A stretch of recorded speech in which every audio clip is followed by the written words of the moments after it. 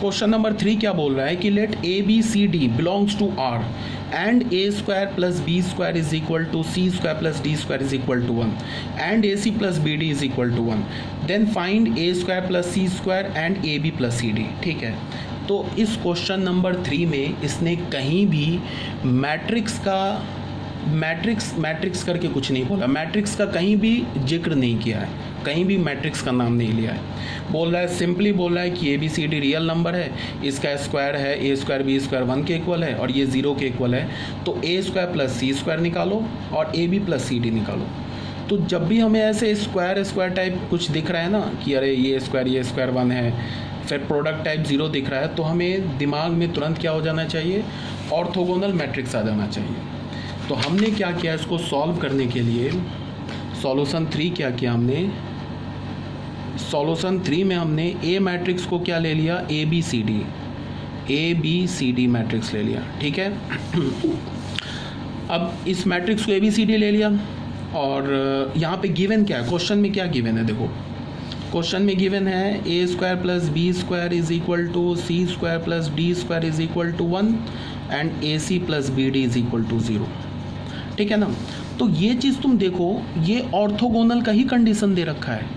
अगर हमने row wise लिया ना, इसको पहला वेक्टर बनाया A I cap plus B J cap, तो अगर मान लो V1 वेक्टर रो वाइज हमने ले लिया तो ये क्या हो गया, A I cap plus B J cap हो गया, और ये हमने V2 वेक्टर ले लिया रो वाइज लिया तो ये क्या हो गया, C I cap plus D J cap हो गया। तो इस V1 वेक्टर का magnitude is equal to V2 vector का मैग्नीट्यूड 1 दे रखा है, देख लो ये दे रखा है ना, यहाँ पे 1 दे रखा है। उसके बाद V1 इंटू V2 भी क्या दे रखा है, ये 0 दे रखा है, देख लो V1 इंटू V2 करोगे तो AC प्लस BD क्या हो जाएगा, 0 हो जाएगा। बात आ रही है समझ में क्या बोल रहा हूँ। तो ये तो ऑर्थोगोनल का कंडीशन दे रखा है, तो इसका मतलब कि ये जो मैट्रिक्स मैंने खुद से बनाया ये एक ऑर्थोगोनल मैट्रिक्स है। ये क्या है हमारे पास, एक ऑर्थोगोनल मैट्रिक्स है।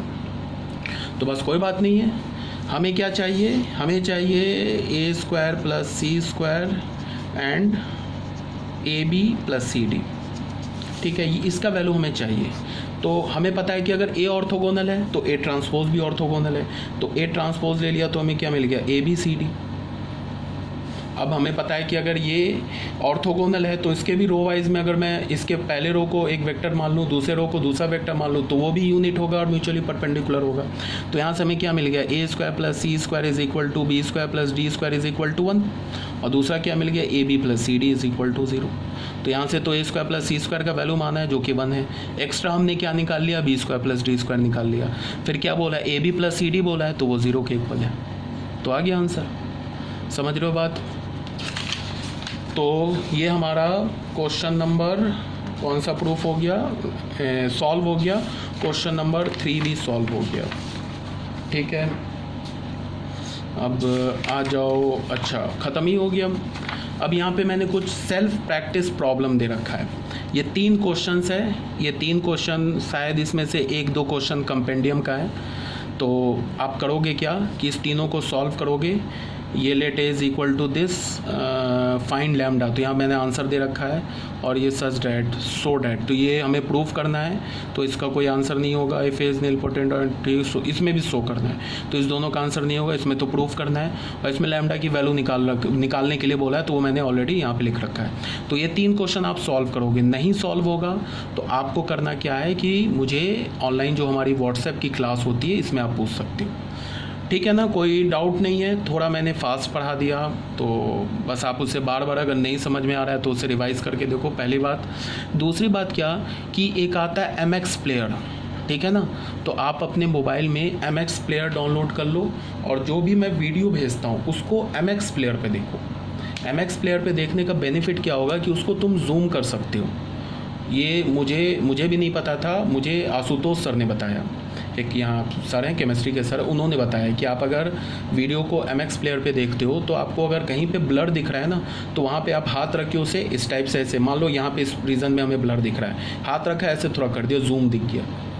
ठीक है, तो जूम करोगे तो थोड़ा और ब्लर हो जाएगा आई थिंक, बट अगर मान लो कहीं पे छोटा तुम्हें फंट दिख रहा है तो जूम करोगे तो बड़ा दिख जाएगा, फिर ऐसे जूम करोगे छोटा आ जाएगा। बात आ रही है समझ में, ये जूम हो गया, ये तो श्रिंक हो गया, ऐसे श्रिंक करोगे छोटा हो जाएगा। तो MX प्लेयर में देखने का फ़ायदा है।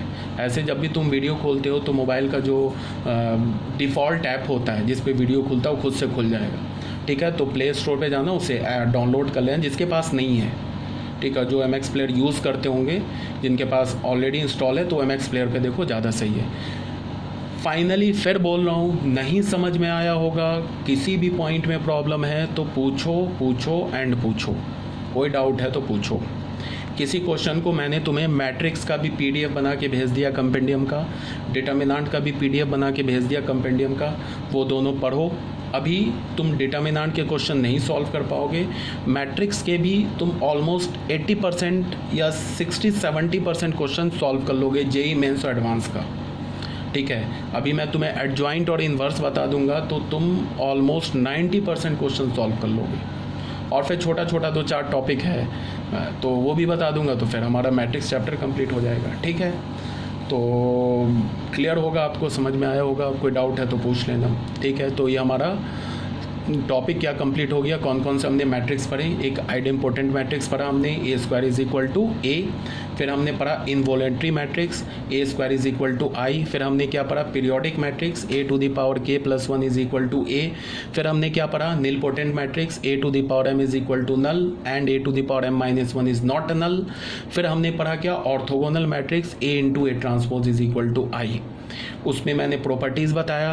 प्रॉपर्टीज़ मैं बार बार बोल रहा हूँ कि याद करने की ज़रूरत नहीं है। जो भी मैंने तुम्हें PDF भेजा है, अगर तुम लैपटॉप पे पढ़ रहे हो, लैपटॉप पे PDF को देख रहे हो, तो लैपटॉप खोलो, सामने नोटबुक रखो, वो सारे प्रॉपर्टी लिखो। मोबाइल पे अगर पढ़ रहे हो तो एक हाथ में मोबाइल लो सामने, और उसको देख देख के सारे प्रॉपर्टीज़ एक बार लिख लोगे ना तो याद हो जाएगा।